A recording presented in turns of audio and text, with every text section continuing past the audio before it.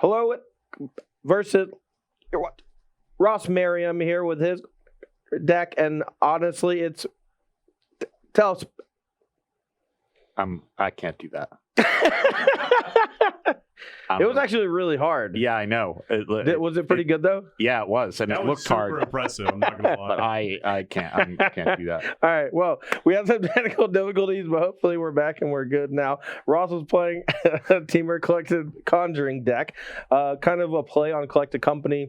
4-mana sorcery. Look at the top 6. Choose 2 sorceries that cost 3 or less. Cast them. Now, with the suspend mechanic where they didn't actually have a casting cost, Ancestral Visions, Living End, Restore Balance, and now Crush Underfoot. Crush Underfoot. We have quite a few cards we can actually utilize with it. What else is in the deck, though? Yeah, so you got to have some other sorceries in there. So our removal package is sorcery-based. We got Flame Slash and Anger of the Gods, and a few more Angers in the sideboard, and then cantrips to help set everything up and find all your pieces. So Serum Vision, Sleight of Hand, a couple Faithful Suitings, which are really good after an Ancestral Visions, pitching some extra lands. We got our Teleria West in the mana base to help find specific 0-mana. Rebuffering. Rebuffering. No? Okay. All right. Okay. Sorry. So really just essentially a control deck that it has sort of a combo element to it where there are going to be some games where we'll just suspend a Gargadon, cast a Restore Balance, sack all our lands, and our opponent's going to have nothing. Yeah, I think that's one of the coolest parts of the deck. I love the shell with As Foretold with things like Teleria West, being able to, against control deck, go get like Ancestral Visions to immediately cast and draw 3 cards is quite cool. There's just a number of interesting scenarios that the deck utilizes, things like Collected Conjuring, these tutor packages. And I love the fact that it plays a lot like a normal deck for the most part, because you have some removal spells, a couple sweepers, card advantage, card filtering, and then at some point you're just like, okay, make 2 4/4s, draw 3 cards, wipe your board. Yes, so like playing that normal control game in Modern is usually pretty difficult because there's a wide variety of threats to handle, and decks are really powerful. You give them enough time, they are going to claw back into a game even if they were behind. Right. So you need some sort of mechanism to really shut the door. And this deck has that, but isn't 100% relying on immediately assembling that part of its game plan. It can stall the game out with some removal, cast a random Crush Underfoot off an As Foretold and just have some 4/4s around. Clog in the battlefield and can really play that fair game for just long enough for it to set up the devastating part of it. All right, I'm going to say a few card names, and you tell me whether or not you have thought about them or whether or not you think they might be cool additions to the deck. Okay. Ready? Remand. Not a sorcery. Don't have room. Fair enough. What the speed of the deck I'm maybe a little concerned about. Simian Spirit Guide seems like it might be a useful tool. Playing As Foretold a turn earlier, emptying your hand a little bit faster, playing Collected Conjuring a turn earlier, all work pretty well with the Restore Balance because you're getting that card out of your hand too. Yeah, that one sounds great. I'm in for some Simian Spirit Guides. Okay. Maybe after a game or two, we might explore Simian Spirit Guide in the deck. We can get those for us and for the match of one wherever we're on break. All right. Well, let's talk about my deck because this is the elephant in the room. This past weekend, Magic Online featured Modern Horizons in a premier tournament for the first time. 32 decks were posted. 10 of them were Bridgevine, this new Hogak, the Arisen Necropolis version featuring Carrion Feeder and Altar of Dementia. 3 cards from Modern Horizons that just completely changed the landscape of not only this archetype, but potentially the whole landscape of Modern. Yeah, it was an incredibly strong showing from this deck. We saw some rumblings about it going into the weekend, but because Modern Horizons wasn't legal for the Invitational, we didn't get to see it there. So it was really just online, and it completely dominated. Did not quite take home the trophy, but 3 in top 8, 10 in top 32 is an incredible performance.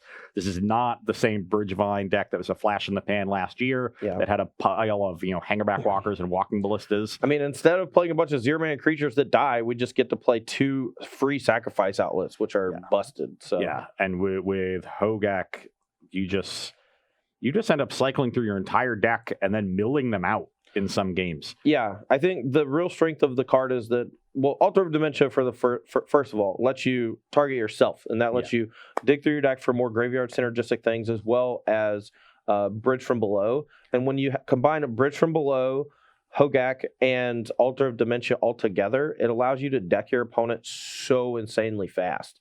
Like, I cannot stress how fast you can deck your opponent. I've done it on turn 3. Right.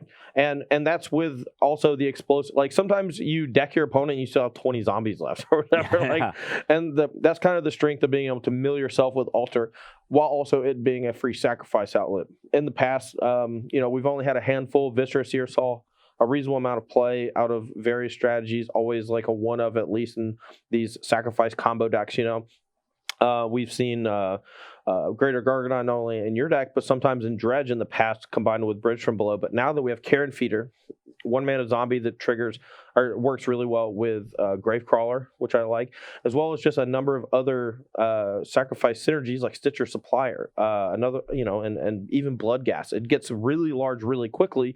But on top of that, it just is this other enabler for Bridge from Below and Hogak and all these other cards. It's a zombie for Gravecrawler. It really just does everything. So there's a ton of synergy in this deck, and it's much more powerful synergies than what we saw from the Bridgevine deck last year, and much more consistent. Right. You don't have these hands that are just a pile of Hangerback Walkers without the Bridge from Below. Maybe you bring back a Vengevine and hope that's good enough on turn 1 or something.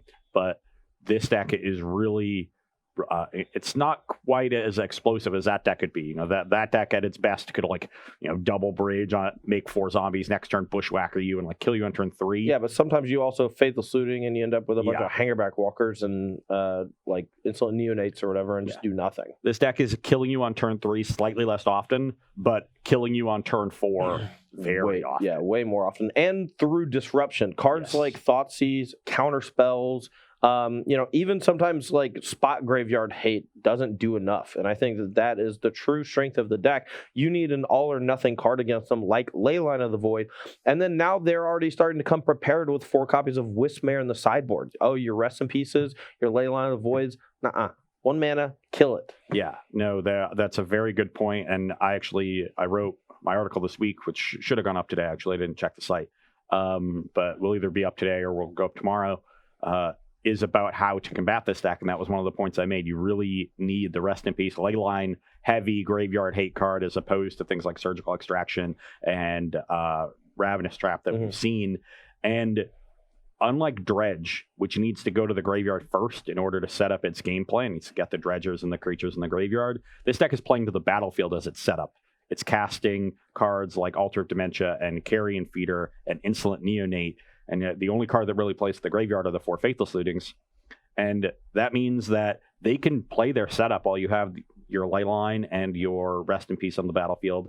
Cast their answer to it. In this case, it's Wismare, and then have everything primed and ready to go. So they can recover from these cards really effectively, a lot more effectively than Dredge can, which makes the deck even scarier. Yeah. All right. Let's take a couple questions, and we're going to get into the match here between these two new strats. So, one kind of funny question. All right. Esteas wants to know, is the sky falling? 10 out of 32 on the debut is a heck of a showing. I mean, we literally had just some Twitter rumblings about this deck for 2 days before the event actually happened this past weekend. And the fact that it was 10 of 32, when I cannot imagine more than 20 or 30 people in the event actually played it, that's crazy. And you saw a lot of well-known people on the deck as well. Canister is playing it. VTCLA, Sodek, who's been playing Dredge forever, was playing this deck. I always thought it was Soda Q. Is it? I don't know. Whatever. Yeah. Anyway. Yeah. But so the sky is falling. I don't know. I think Hogak might be a little too good, but I don't even think that Hogak is really the problem. I think that free sacrifice outlets are the problem. But I mean, I haven't played the deck that much. My article is going to be on this deck, so I'm trying to get some reps under my belt before I actually write about it today. I'm never going to say the sky is falling, especially this early. I mean, we've seen decks. Maybe just Infect comes back and beats the heck out of it. Yeah. Infect, Storm, all those decks that can pretty easily turn 3. This deck has basically no interaction. Some lists play a couple Necrotic Wounds in the main deck. That's it.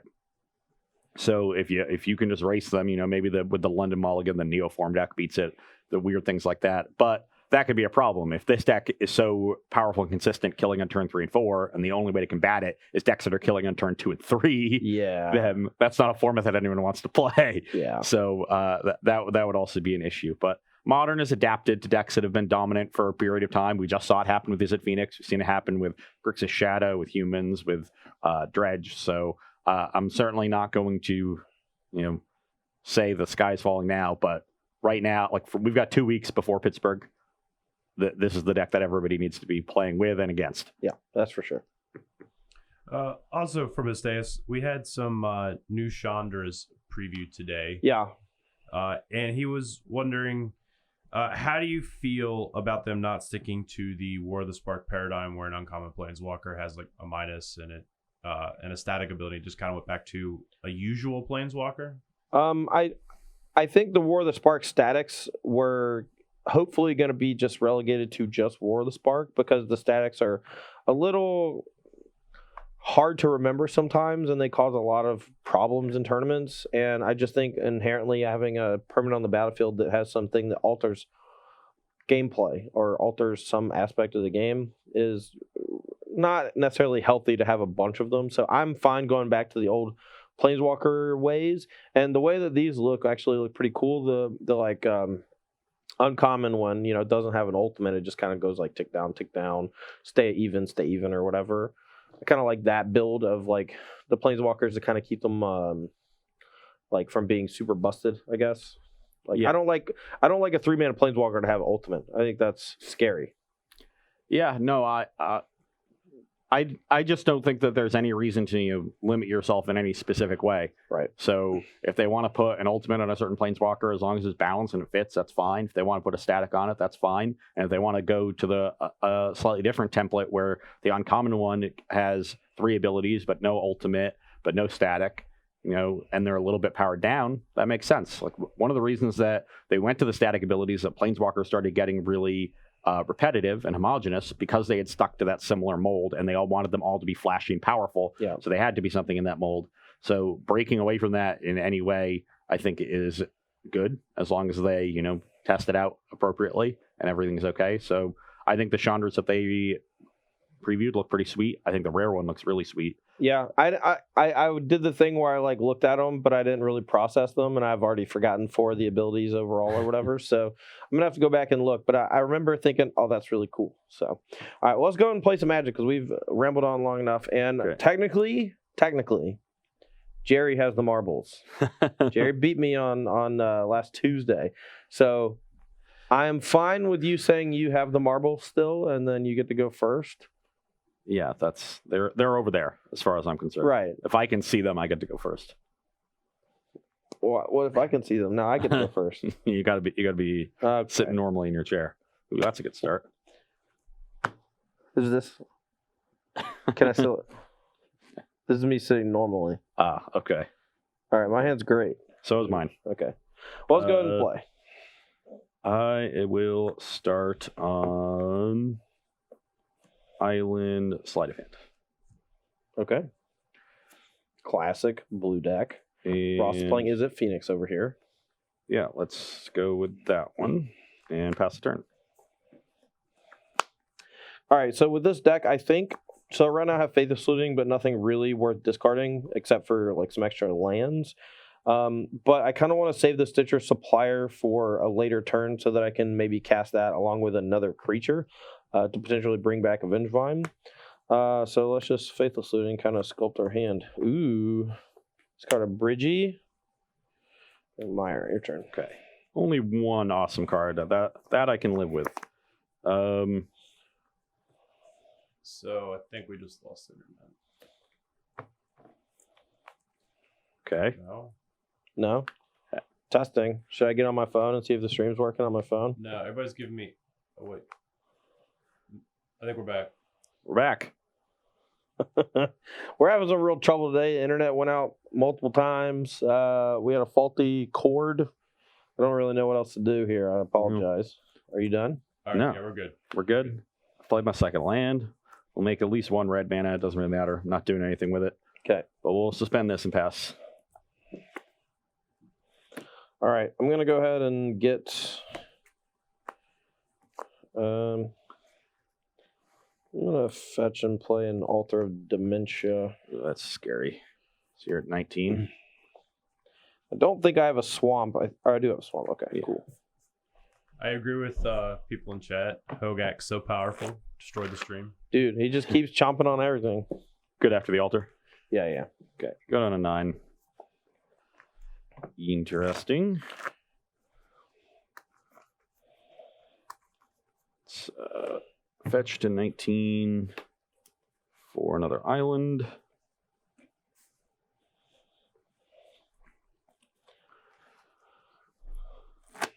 And you got 5 over there. Yep. It is quite good. I'm just afraid that I'm going to die next turn.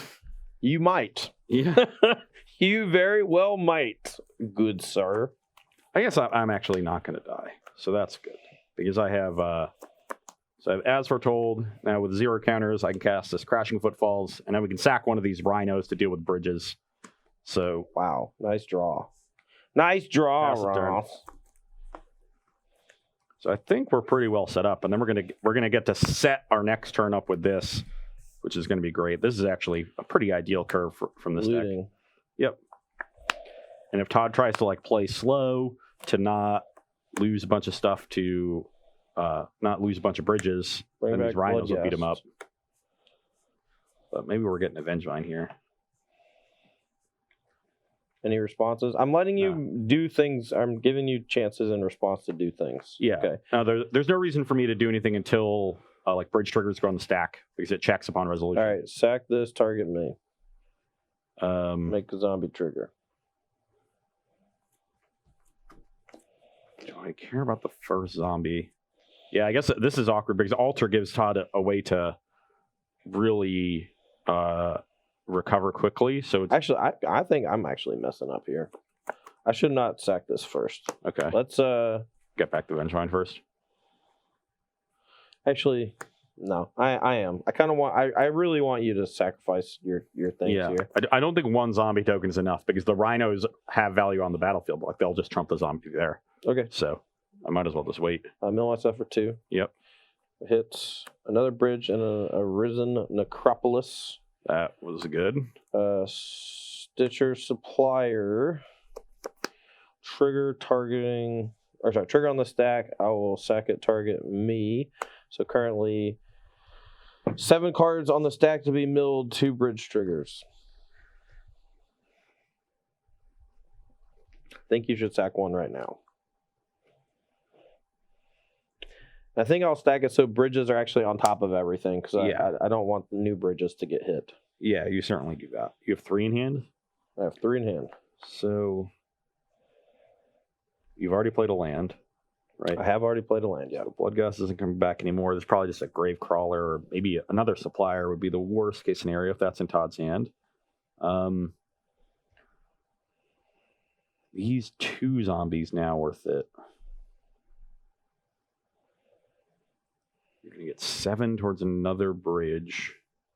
But I can remove more bridges later, so I think it is worth it right now. Okay. So let's go 2 down to bridges 8. gone. Just want to say that Ross has something very specifically good against bridge from below on the battlefield right now. And if this wasn't the case, I'm pretty sure I'm combo killing you on turn 3. Based on what I like, with what you have, I'm dead. Yeah. All right. So mill 7 on me. Yep. 2, 3, 4, 5, 6, 7. We had a bunch more risen necropolises, but yeah, not really doing much. And then I'll play this, trigger the Vengevine. The Vengevine's when it's cast, right? So I can't do any cool stuff with Stitcher in response. Nope. Okay. So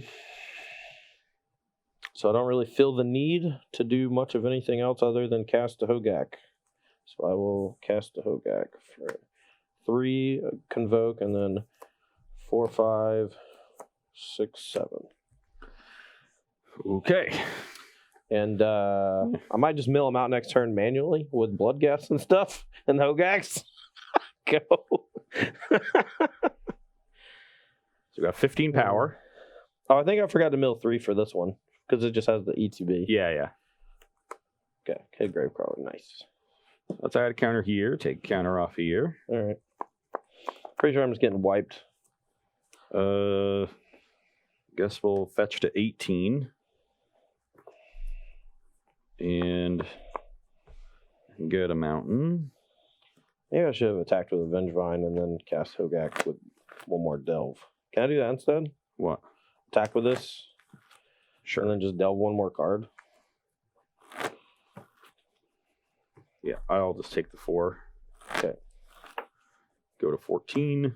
Okay, 14, I'm at 19 still.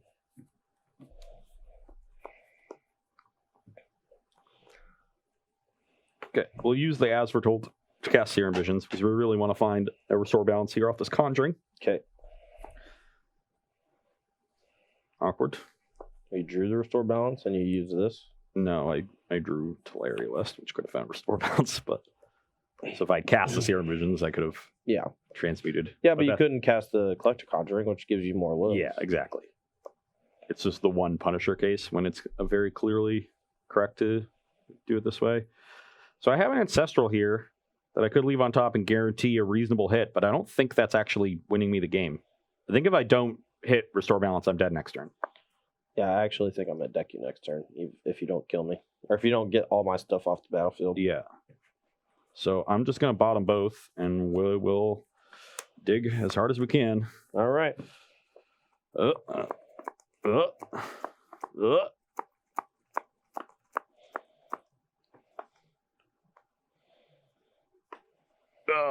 no, we didn't hit. You got to let me do it, though, because I want to see if I can deck you manually. So the only two spells that we can cast are these. It is not a bad hit, 4 mana to kill a thing and make 2 4/4s. So that's a pretty good start, if I do say so. So what are we flame slashing? I have a feeling anything we flame slash is getting sacrificed to altar in response. Yeah. But I guess we'll flame slash the. I guess we'll just do this one. So maybe. How about this one? Or this one? Well, I don't think it has 8. It's 8 power and 8 flame toughness. slashes or what? No. Okay, so that's 8. Okay. And that's 4. Okay. And 8 is bigger than 4. Are Okay. That's not enough. Gonna go over there and talk to us while we're playing? No. I gotta go to another meeting. I just wanted to see how's your deck. It's busted. Okay. He already removed both bridges with his suspended Greater Gargadon and stupid Crasher Rhinos thing, and I'm just gonna deck him on turn 4 anyway. Keep at it, boys. Oh yeah. Okay, flame slash this one. Mill myself for I guess if I hit another blood gas, let me see how many blood gas I got. I got 2. I'm on myself for 4 so I can do more Hogak nonsense. 1, 2, 3, and hit another Vengevine. Nice. And another Gravecrawler and a Bridge from below. All right, sure, man. My go? Yep. That was weird. Cedric just coming on in. Coming on in. Draw. I was kind of waiting for you to complain about a name, and I'd be like, he's out there. I'll talk to him.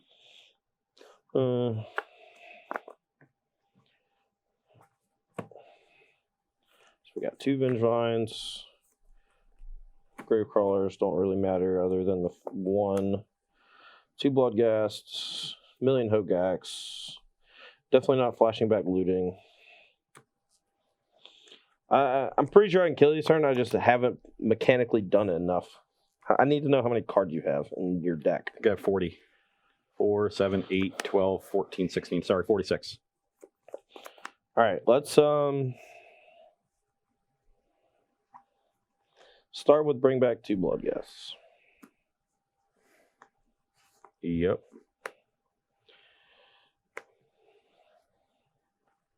All right, 4.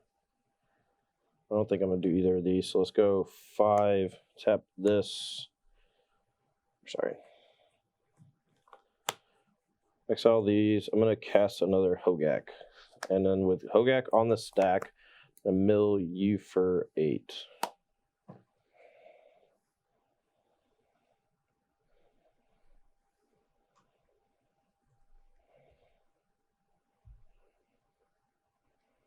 Bridge trigger.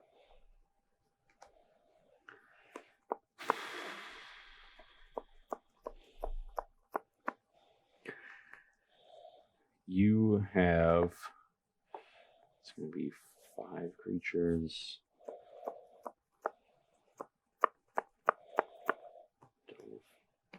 2, I guess.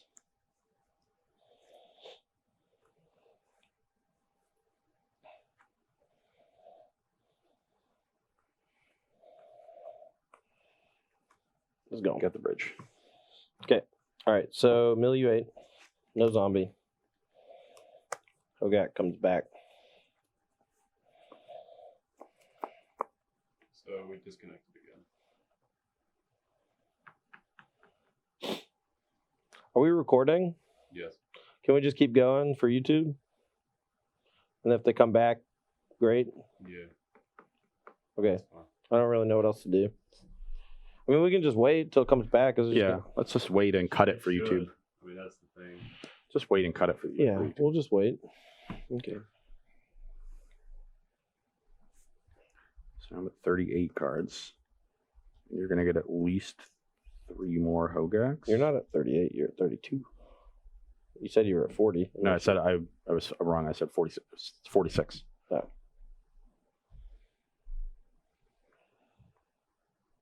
right. Sorry, 44. I think it might be. Yep. All right, we're back now. Okay. Are we just live or are we going to reset? No. We're live now. Cool. All right. The goblins keep knocking out the internet. Don't really know what to do about it. Apologies. 4, 8, 12. We are currently in the process of trying to deck Ross with Hogak and a bunch of graveyard nonsense. I'm at 36 cards in library right now. All right. I actually should have tapped one of these Bloodghast instead of the Stitcher Supplier. That is, if you don't mind. All right. So these 2 Hogaks don't matter at all. This Gravecrawler doesn't matter at all. I mean, Grave Crawlers kind of matter. They just, One matters. I don't, because I can just keep sacrificing it. So I don't think the other one matters. I could be wrong. well, you can put 2 in and then tap them for Hogak. Sure, but that's what I'm doing to. Or yeah, you're right. I guess to an extent. All right, let's start with. I'm gonna sack Stitcher's. I'm just gonna mill myself for 7. You need 4. For 4. Yeah. 1, 2, 3, 4. We hit another Bridgevine. That's nice. Hit some things we don't mind delving. You've cast 1 creature so far, the Hogak from your graveyard. Yeah. So 2, 3, 4, 5. So like you could just cast both Grave Crawlers right now and essentially get to use 2 mana to cast the Hogak, right? Well, I kind of want to mill and try to get another Bridgevine. So here's the thing. Like I can. What the hell? I have no idea how to do this order operation. So if you want to help me at all, feel free. Because this is super. If you just want to mill yourself to see if you can get the other Vengevine, then sacking this tap to Bloodghast makes sense. Because you have a fetch land, you can probably get this Bloodghast back. And so it's just a free 2 cards. Okay. That's where I would start. Sure. Mill myself for 2. Hey, we hit it. All right. 2, 3, 4, 5, 6, 7. Cast another Hogak. Trigger Vengevines. Trigger Vengevines on the stack. Millie for 8. Bring back all 4 Vengevines. So this mill will now bring me to 28 cards. And you have 28 in play. All right. Mill you for 2. Little like your creature's in play, Bring mill my back deck. 2 Bloodghasts. Cast Gravecrawlers. Yeah. So you have we did it. Cool. Oh man, my draw was so good. I do think I win that. I would just win on the spot if I hit Restore Balance off the Conjurer. Oh, for sure, But sure. I needed basically everything. Whew. Okay. So should we take a short break here to make sure everything is squared away, or should we just go right to sideboarding? What do you think, Rob? You can go ahead and sideboard. All right, we're going to take a 3-minute break here while we make sure that no more goblins are running around cutting wires. We're going to get sideboards put together here so that Ross can have some more anti-graveyard stuff for this busted Bridgevine deck. We'll be right back. Ross has a reasonable amount of game in pre-board games, and I have to basically stick to my guns with maybe a little bit of help.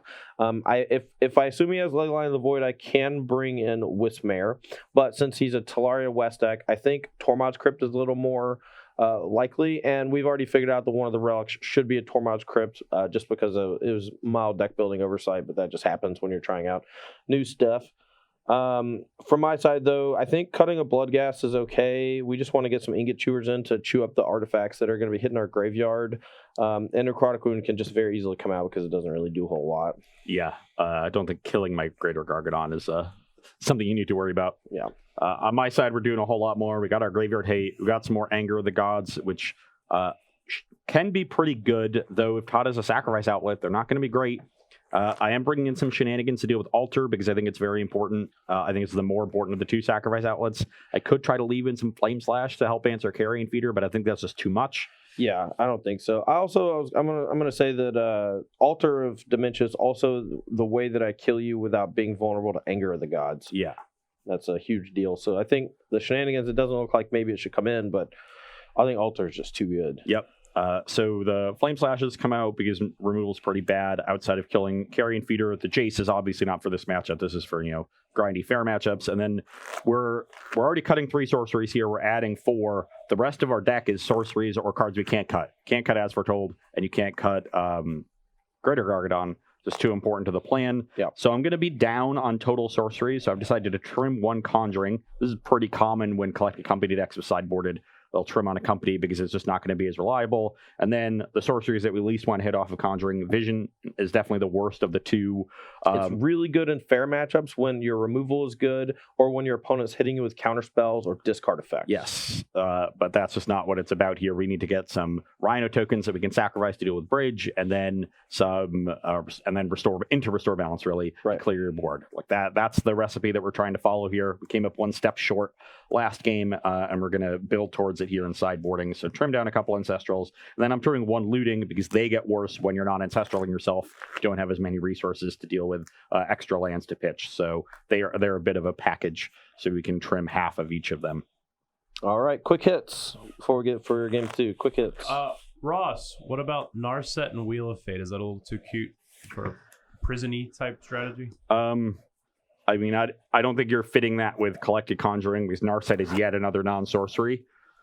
And I think when you're playing a deck like this where you're spending a lot of turns setting up, you need your payoff to be something that affects the battlefield, which is why I've gone with Restore Balance as one of the big ones, whereas Narset Wheel of Fate is something that's good if your opponent isn't already ahead on the battlefield.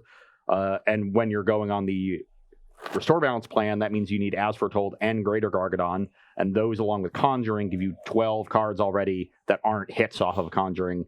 You're playing, I'm playing 21 lands in the 1 Jace, so we have 26 hits in the main, which is kind of bare minimum for the main deck, so you can't really fit any Narsets at that point. That would just be a different kind of deck. Like maybe As Foretold, Electro Dominance, Wheel of Fate, Narset, because then you're not Conjuring, so you're not limited on sorceries. That's the kind of shell that combo could fit into. All right. And then Todd, on your side, why not bring in shenanigans? I mean, really, that might be something worthwhile. I don't really draw that many cards, so dredging it once is not a huge deal. And you can also just exile it with said relics of Progenitus and stuff. I think you want to basically have as few anti graveyard cards as possible, if that makes sense. And a couple copies of Ingot Chewer to find early on are okay, but I don't really want like a ton. I mean, you might want to bring it in, but I just want to keep it light. It's also not particularly good against Relic. Like the way you beat Relic is by putting enough in the graveyard to make bait it pop it and then keep going. Yeah. You're not going to dig hard towards shenanigans to deal with the Relic because then you're just putting more things in your graveyard for them to exile. So yeah, the Chewer is kind of also just like a hedge in case he has Grafdigger's Cage.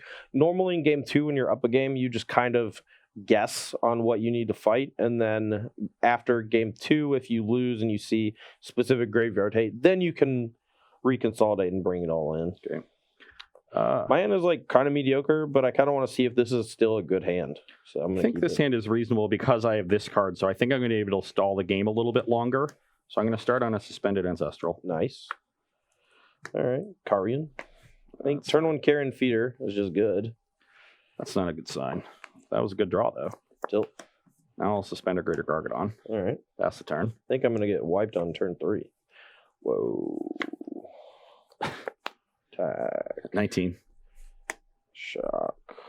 You're at 17. But you're a good one. Okay. Well, I'm going to go to 18 on your end step.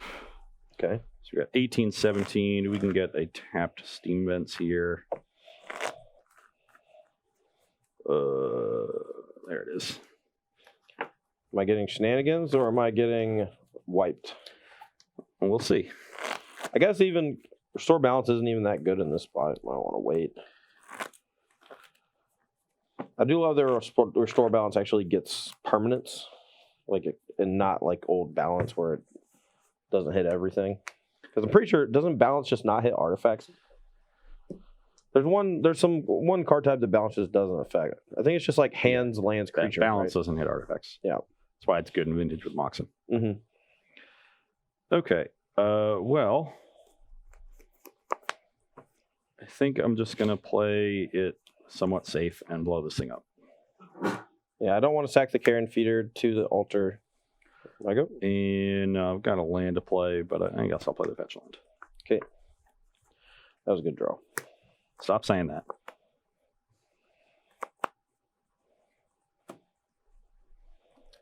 It's a lot of blood gas.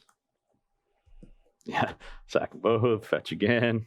I guess I just don't even need to fetch because I don't want to get hit with an anger, so I'll just attack for Yeah, you can wait till end step. this minute. I mean, you're not going to get hit with the anger because of the feeder, right? Yeah, that's fair. Hey. But I kind of want to attack you with them next turn because they represent more damage next turn that way, right? No, I guess they But don't. if I anger, unless you're playing another, if you're playing another one mana, I'm playing another carrion feeder. Okay, then I wouldn't bring them I back. just want to do more damage. Okay, so this is how we're doing it. Yeah. So I'm gonna take 5, go to 13. Just gonna play Blood Crypt off. Oh, no, I was at 18. Yeah. Okay. 13. Go. And you're at 16. Yes. Okay. What are you at? 13. 13. I'll go to 12 from the fetch. Okay. And I'm gonna get an island. Kind of want to leave more. I messed up. Look, this deck is really hard to play. I'm gonna just hold on. All right. These are in play. I haven't sacked these yet. Yeah. I'm going to cast this with my mana. I do fetch tapped. That's fine. I'm going to...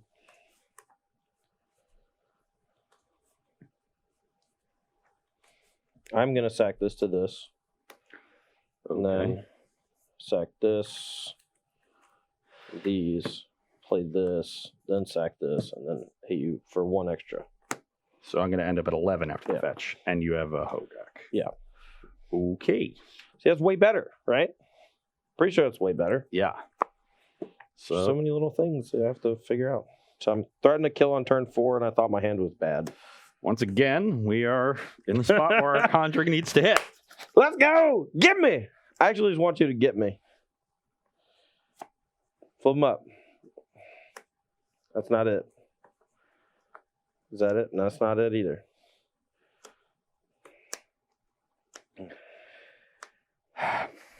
I had Azforetold in this hand. It's possible I wanted to hold this and Azforetold on 3, but I had to shenanigans your altar on 3.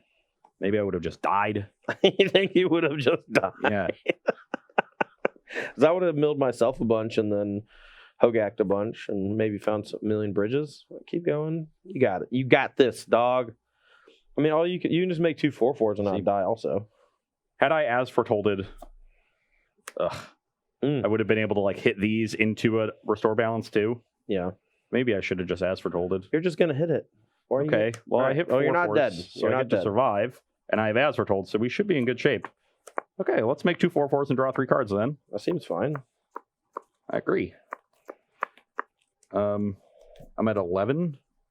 I have you at 11 So and that's me at important 16. with Bloodghast. And Hogack also has trample, by the way, just so Yeah. you know. I'm aware. I wasn't until this morning, so you know. Okay, we got 2 4/4s. We got our 3 cards, and pass the turn.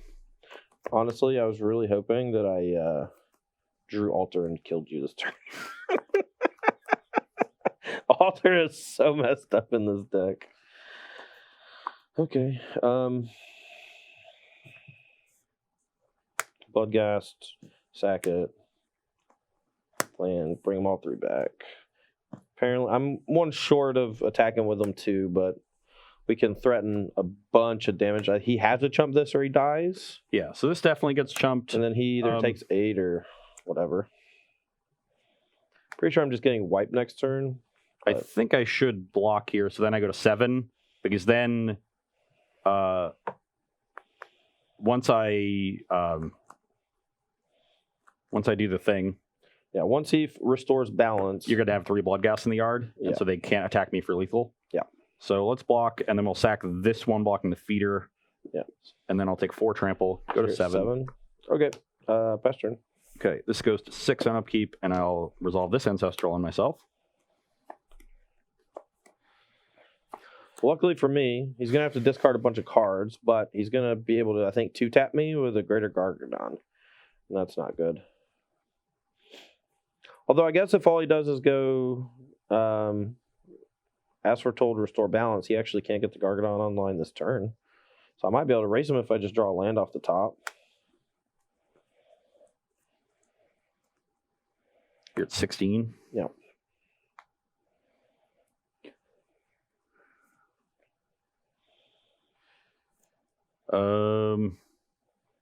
Wow.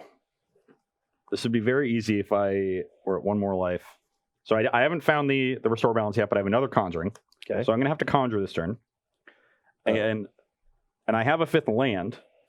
I have a relic that I can actually sack to the Gargadon after everything's said and done. Well, you can just gamble and try to kill me and hope I don't draw a land. Well, you're at 16. I would get you to 7 if I hit, and then just hope you don't draw a land. Yeah. Which I think is the best play. I mean, you could also play Conjuring. Oh no, you can't Conjuring first. Never mind. Because if I wait and you draw the land anyway, then my Gargadon next turn is just staring down to some blood gas when I have no lands. Right. So I'm probably not winning that game anyway. So I think that's what I do. So let's pay this, go to 6, okay, float a blue, and cast Conjuring. Okay. Wait, no, you need to have the relic on the battlefield, right? Or no, you have a mana floating. You can cast. In fact, I don't. In fact, I don't want it because I don't want to sack everything. Right. So this would actually be a great follow up to restore balance too. That would actually cut you off from the land. 1. So if I hit the restore balance, I think you're dead. Oh my god, do faster. I want to play more Magic. That's not a good enough one. There it is. That's 5. Okay, so now you get to restore balance and crash. So you actually don't even. Oh no, now you can take a damage because you have 2 blockers. Did you draw for your turn? Who cares? Did I? I don't know. Probably not. Maybe not. Fine. Okay, so you. So is it better to crash restore, right? Or so cast restore, sack all 5, restore. I lose everything, and then play relic. Go to or you're already at 6. Play relic, sack it, attack for 9. You have 2 blockers for 2 blood gas. I'm dead. Yeah. Okay. So we'll do that. All right. Everything's gone. How many cards do you have in hand? 1. Okay. So we'll So he does have to discard down to 1. And we'll sack these with the restore balance in the stack. This goes to 1. And then the restore balance resolves. Then this resolves. Get 2 4/4s. Play this. Sack the relic. Attack you for 9. Yeah, I'm at 7. I didn't draw a land, so I'm dead. Nice. Dude, that was sick. Whew. Any questions? Not at the moment. This is your brain on Magic. This is what your family goes through. So the old PSAs about the egg. Oh, yeah. There was like the really tame one from like 1992 or whatever. And then there was one that went hard in like 99. I always remember the one where they're like melted into the couch. Oh, yeah. That one was nice. Talking about anti-drug PSAs. Yeah. Don't do drugs, kids. I don't know what percentage of our audience remembers them. I don't know. Most. Our audience probably skews older, right? Like, it's all people watching us at work. Like, the kids in school can't watch us. I mean, I remember. Can't they? You don't think kids have headphones and cell phones in class? Yeah, but it's like hard. It's hard to sit there. I see like Twitter news stories. They're just like, this inspiring teacher took all his phones away from his kids. I'm just like, whoa, that's the bar. That's where we're at. I'd be doing that every day. Yeah. Like, oh, you want to pass my class? Boom. And then I would just, play Candy Crush on their phones all day. I'd delete all their high scores. The big thing when I was in high school was having games on your calculator, because then you just had a calculator out. Yeah. It's great. My hand's tight. Mine had Mario. I'm keeping. Mine has the Relic of Progenitus, so I'm also keeping. Ah, come on. Okay. Mill 3. Yep. Your turn. Nothing of consequence. It is also Play, tap summer. Someone mentioned that. Oh, yeah, it is summer. This is like around the time my school year would end. So you're at 19? No. Going to 17? 17. Here we go. And I'm at 19? Yep.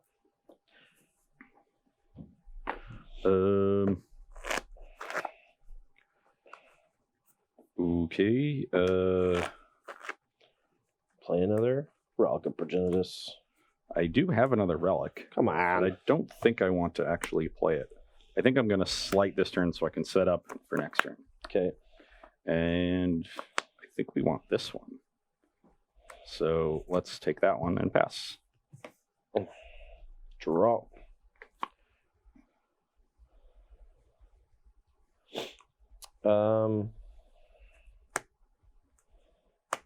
Neonate. Sack, pitch, Bridgevine, draw a card. Yep. Gravecrawler, trigger. So I do have another relic, which means I think I can afford to blow this one. This Vengevine is kind of scary. Yeah, I'm going to pop it. I know this is kind of aggressive, but... Okay. So I'm going to sack this, mill myself for 2. Hit a Bloodghast. Shock, get back Bloodghast. You're at 15. Cast Gravecrawler. I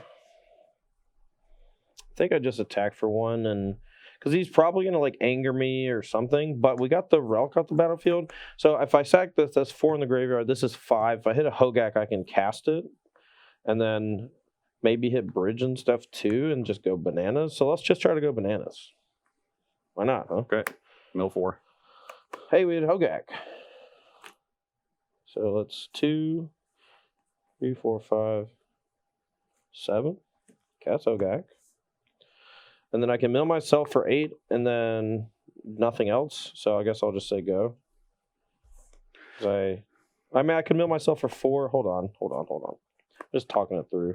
So if I mill myself for 4 and then hit a Bridge and sack Hogak, maybe I should Hogak first, try to hit Bridge. I need to hit 2 bridges in order to recast the Hogak, right? But I think this is the spot where you just have to kind of go for it when they're tapped out and they're a weird combo deck. So let's just whatever. 3, 4, 5, 6, 7, 8. No bridges. That's good. So I can sack these 2 and now I'm just going to lose to the second relic that I know he has because he said it out loud. But I think I have to just like take it. Here, whatever. Go. Okay. But we don't have any bridges in there. I think you already drew. No. I put it back. Okay. I had seen it.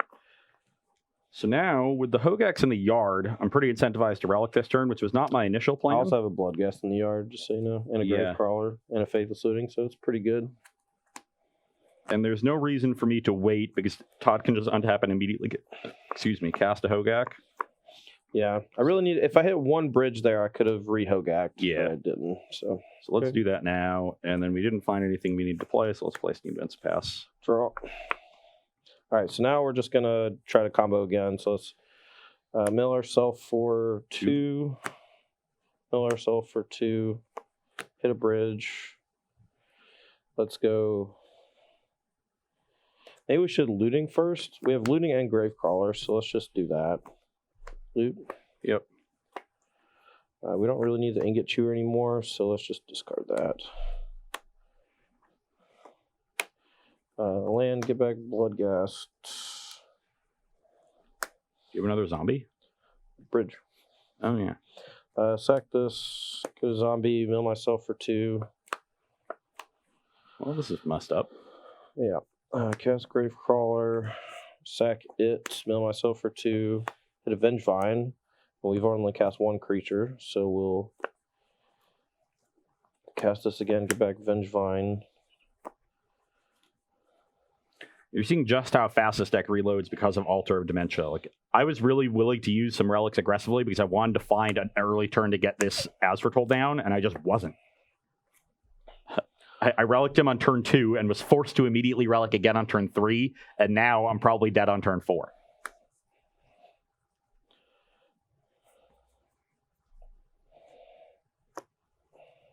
All right. Fetch. You go to 14. You're going to go to 12. I messed up. You don't have a land to fetch? I don't. That's unfortunate. Oh, well. That is a worry with these decks. I've Yeah. seen lists that like have more blood crypts than you would normally think because they like just need more fetchable Yeah, lands. I think we actually have 4. We have 2 in the Yeah. battlefield. Oh, we have 3 and a Godless Shrine. Yep. I've seen lists with 4 blood crypt and only 2 black. Oh, I do have crypts. I have 4 and a Godless Shrine. Okay, that's unfortunate. G for 4, I'm at 15. and I'm still at You're at 14. 14. Yeah. Okay. Your go. Okay. Well, we might have something going now. So let's fetch. So we're both at 14. I guess I could have maybe sacked Vengevine and try to find a Hogak in the top 4 and then cast that.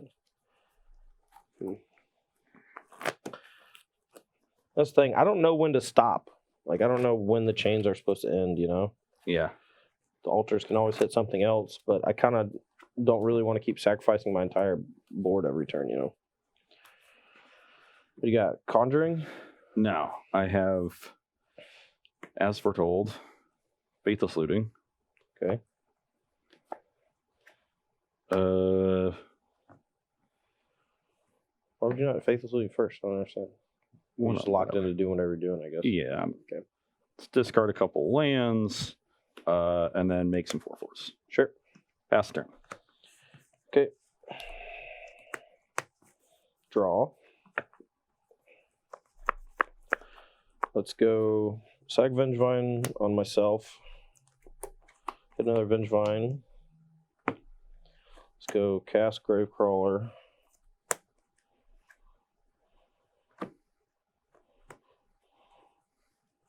Or I guess there's no reason not to. Just go ahead and... Todd, you should also have a 3rd zombie.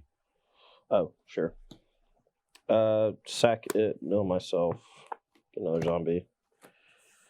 Cast it again. Just looking for Hogak. I'm trying to deck him this turn. got Play 12 another cards. Gravecrawler. Get 2 Vengevines. Because I still have like 1 or 2 bridges left and 2 Hogaks left.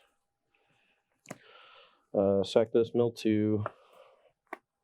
Another bridge, get another zombie.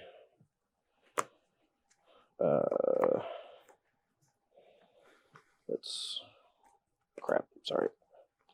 1, 2, 3, 4, 5, 6, 7, 8, 9, 10. So can I just sack these 2 and mill myself for 10? Just get all my stuff. And then 4 more zombies. 1, 2. Well, I might get more Yeah. actually. So let's do them one at a time. So first Vengevine gets 2 zombies. Yep. Mills for 4. Mills 4. 1, 2. Hit a Hogak and a bridge. Second one gets 3 zombies. 3 zombies. Mill myself for 4. The last bridge. So you don't actually even need to. You've got everything. Okay. So you can leave the 2 cards. Bring back a couple blood ghasts. I have 43 cards in my deck. I think there's 2 gone.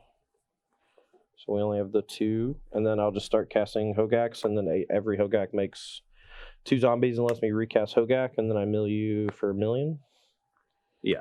So So let's just go through the motion. So 2, 3, 4, 5, 6. And every Hogak makes 4 Every zombies. Hogak makes no, 2 bridges are gone. Oh, Each 2 one, bridges are I gone? think no, 1 bridge is gone. Yeah. That's right. So each Hogak makes 3 zombies. So this is Hogak. Mill you for 8. Yeah. So each Hogak represents Make 3 zombies. represents 14? 14. Yeah. So and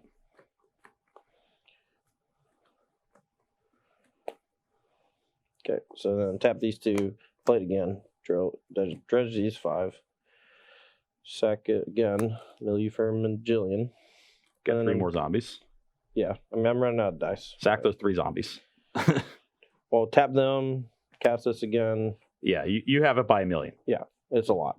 You could probably mill a Battle of Wits deck out. And this was turn turn 4. 5. Turn 5. I was on Turn the clock. 5 through Double Relic. Through double relic.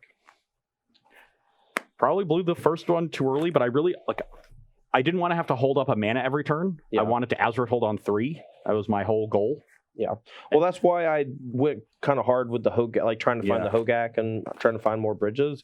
Because I think there's a chance that if I just get one bridge on the first Hogak, mill 8, I think I actually might be able to deck you that turn. Because I mill 8, if I hit one bridge, my 2 creatures in play can mill me for 4, getting 2 zombies, recast Hogak, mill me for 8, and if I hit a second bridge, the Hogak creates 2 zombies. Basically, you need 2 bridge from belows with just Hogak to keep kind of not infinite, but really, really close, if not infinite. Yeah, to keep you have a sort of self-contained engine. Yeah, you have an engine going. That's a good term, but that is just incredible.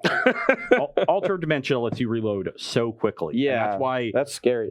One of the things I noted is that the one-shot effects, Relic, Tormod's Crypt, and Ravenous Trap, have been really effective against Dredge. Yeah, they're okay against Phoenix and okay against Dredge. They are like the least effective ones in this matchup because Altar of Dementia lets you recover so quickly. Yeah. You need something like Grafdigger's Cage that actually stops all of the creatures, and there's a lot of creatures that stops in this deck, or Rest in Peace and Leyline.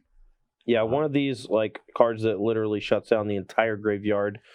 But that's why they're also already splashing for Wismare. It's a creature that convokes to kill the thing. It only costs 1 mana. I mean, it's you can even stack it right. So like, say you have an insolent Neodin on the battlefield, and you go evoke Wismare. It enters. You have the evoke trigger to sacrifice it. Put the ETB trigger to destroy an enchantment on top of that. Destroy their Rest in Peace or Leyline. Then still with the evoke sacrifice trigger on the stack. Sack your insolent neonate, pitch a bridge, get a zombie, Wismare dies, get another zombie, and you immediately have 2 zombies on the turn that you killed their Leyline. It's pretty good. MBUSC1 wanted to know, what about Yixlid Jailer? Yeah, I was actually thinking some. I mean, it doesn't have to be those artifacts or enchantments. It could be literally any permanent that shuts down the graveyard. Yixlid Jailer is one that people often forget about because it's just a 2/1 for 2, and there aren't a whole lot of ways to tutor it up. But yeah, I mean, that would certainly be fine if you're playing like an Ether Vial deck, for example. It's not a human. I think it's a zombie, so it doesn't count really for humans. It's a zombie wizard. Yeah. That's one, and you can definitely look to that if that's something that fits your deck. And if you're a collected company deck, and so you can find it off your companies, it'll work pretty well. But they're going to have some creature removal in their sideboard: Lightning Axe, Assassin's Trophy on a splash. There's plenty of options. So, and this is, I just want to point out, this is literally rough draft number 1. Like, this deck looks really similar actually to the first iterations of the Hollow One decks that when Hollow One was first printed, and we were all playing Instant Neonate. Some people tried to play Vengevine in the deck, and it didn't really feel that powerful. And some of the draws that I was having, like, every time I drew Faithless Looting, I'm just like, okay, now it's turbocharged. Every time I draw Alter Dementia, okay, you're dead. But like some of your draws are a bit anemic. They're just a bunch of 1 mana 1/1s or whatever. But they're enablers for Vengevine, for even Hogak, because they help delve or they help convoke. There's just so many cards that you hit off of Stitcher Supplier. When you're playing Dredge and you play Shriekhorn, like, you need to hit the Dredger there. Right. But here you've got every single recursive creature and Hogak and Faithless Lootings. So your draws that aren't already locked up in the opening hand still are drawing so live to do something. And the worst case scenario is you're playing a bunch of 2/1s and trying to attack them, and maybe some 4/3s. Yeah, like Dredge, if you play Rest in Peace against Dredge, like, they have to beat you with like Stinkweed Imp and Narcomoeba, and that's not very easy. Yeah. But this deck, like, you play a turn 2 Rest in Peace, and they're like, okay, attack you with a Gravecaller, play Bloodghast, like, and you can just cast a Hogak from your hand with a couple of mishmash creatures. Like Rest in Peace and play, you need 7 creatures, but sure, that's mishmash. That's somewhat difficult, but it's significantly easier when you're, say, like you mulligan your opening 7 because you've got 3 or 4 Rest in Pieces or ley lines that you need to hit, and then you hit that double ley line, no land opener on 6. Yeah, like against Dredge, you keep that all day because you're gonna you have time against their anemic draw to beat them. Against this deck, they're just play 2-1 to 2-1 and they'll put you under a clock. All right, let's this deck. Everyone knows it's good already. 10 of the top 32 decks from the classic or from the Magic Online Modern Challenge. Your deck is the one that I want to put an emphasis on because I think it's one of the sweeter decks that I've seen featuring some Modern Horizons cards. Now, how do you think specifically was it Falls Underfoot? Crush Underfoot, that suspend card that makes 2 rhinos. Do you think it's good enough in the deck to justify playing a kind of like a fair version of an As Foretold deck? Yeah, no, I actually think it gives you a sort of mid-range plan, and you make a bunch of 4/4s, like buys you time. So I was able to get rid of bridges by sacking the 4/4s to Greater Gargadon. It gave me something if you hit Restore Balance and it off of Conjuring, so you have something left over after the balance, even if you don't have As Foretold or Gargadon. So I think it actually made the deck significantly better because now you've hit this critical mass of really good cards to hit off of Conjuring. Yeah, I think for specifically collected Conjuring, it is a great hit. Yeah. Do you think that there is, I suppose this is the current build, but do you think there's maybe like an Electro Dominus build that plays Crush Underfoot and in Ancestral Visions, and maybe doesn't even bother with the tricky, weird stuff like the Restore Balance or Living End or anything like that? That deck is going to be really fair. So its other elements would have to be quite good. Sure. In order to justify it. There has been an As Foretold deck. It's usually Living End, and it plays a bunch of 1-mana cycling creatures. Dreadhorde Arcanist. Attack, make 2/4/4. Okay. All right. Okay. We got him thinking about it. Look, the definition of fair. Yeah, you're gonna play a bunch of 1-mana cantrips from this deck to find your As Foretold. Yeah, probably play lightning bolts too. You know. Yeah. Okay. With Dreadhorde Arcanist in it, now we're getting somewhere. Okay. Let's take 2 hitters, 2 soft ones, softballs. All right. Nittany Scout wants to know, Ross, do you want Altar and Dredge? No, I don't think the Dredge deck is pretty complete. It would take a very impressive card to push anything that's currently in the deck out because it's already a sort of like a land short and a dredger short in order to squeeze in Creeping Chills. Yeah. And Altar of Dementia is not the kind of card that is going to move the needle in that deck. So Shriekhorn and cards of that ilk are played in these Dredge decks because there are these standalone ways to put a dredger into the graveyard. Altar is not that thing. It doesn't do anything, actually. Like, it literally just only functions if you pair it with another creature. And Modern is a lot of times just about having cards that do the thing you need them to do without having any synergy with anything else involved. Yeah, like I noted earlier that the Bridgevine deck plays the battlefield early as its setup turns, and that's what makes Altar of Dementia powerful, because you're playing to the battlefield and then you sacrifice to Altar and then get everything going. Yeah. Now, with Dredge, you're playing to the graveyard and then recurring everything, and that's the engine. Once it's recurred, if you're doing more stuff, then you're probably winning anyway, and it's overkill, and that's what Altar of Dementia would be. Mm-hmm. You'd be like sacking your Bloodghast, crack my fetch, return them, get more stuff, but like your Dredge engine is already powerful enough that you've returned the stuff and you kill them with Chill and Conflagrate. You know what's kind of funny to me? What? I actually think Ashnod's Altar, the one that generates mana, would be less offensive than Altar of Dementia in Modern. Like, I think it would still be busted and probably way too good because it just involves like some infinite combos or whatever, but like, this is dumb. That felt dumb. Yeah, this deck looks pretty messed up. But again, first draft. If you are looking for a sacrifice outlet to put in your Dredge deck to help against Anger of the Gods, Carrion Feeder. No, the one I used to sideboard was just Gargadon, because it also gave you like a big, huge thing.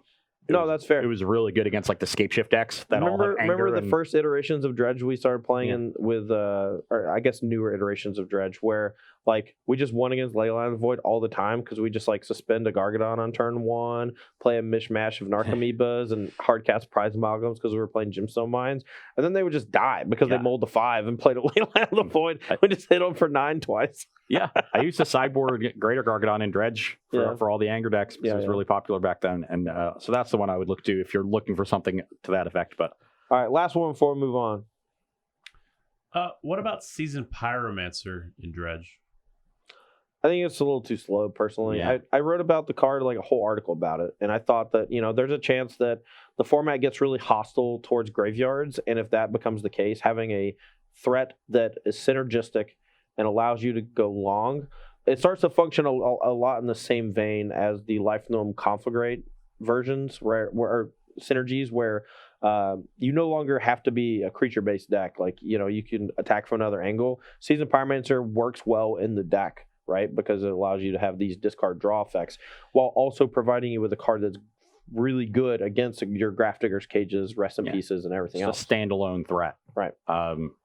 But that's usually not the way you want to attack it, because if their hate card is going to shut down everything you're doing, then the one Seasoned Pyromancer is probably not powerful enough to carry a game. Yeah, I think Seasoned Pyromancer will be really good in stuff like Mono Red Phoenix. I think it's a great fair card in like a Jund strategy or Mardu Pyromancer. But as far as a combo enabler, 3 mana is a ton. There's a lot of decks. Like, I'm not even playing Cathartic Reunion in this graveyard deck, right? And that card seems like it should be great, but it's just not because it costs 2. Canister had 2 in his list. Sure. He was the only list that I saw that had them. So most lists are 10 4-ofs and then 2 flex spots. Some lists trim some of the 4-ofs. It says under Product Wound and maybe like a 19th land. Yeah, another land. A lot of them have the Godless Shrine in the sideboard. Some people are playing the Mind Rot that you overload and it targets you as well. So you make them discard 2 and you discard 2 cards from hand. Super cute. That's all. That was like one of the other top 8 One lists. of that list. Stinkweed Imp has been in that spot. Yeah. So we've seen a few play around with those flex spots, but those 40 are pretty well set. They're good. Minus a trim here or there. I was not super thrilled about playing Insolent Neonate and Stitcher Supplier. And the moment I milled 7 with Supplier with the Alter Dementia and hit a Hogak, I was just like, oh, it feels the Hogak very well on top of hitting all these great synergies. And it's a zombie for Gravecrawler. Deck is really good. All right. Well, that was match 1 in the books. Apologies for the technical difficulties. We're going to hopefully not have any more for the rest of today. We got 2 more matches coming up.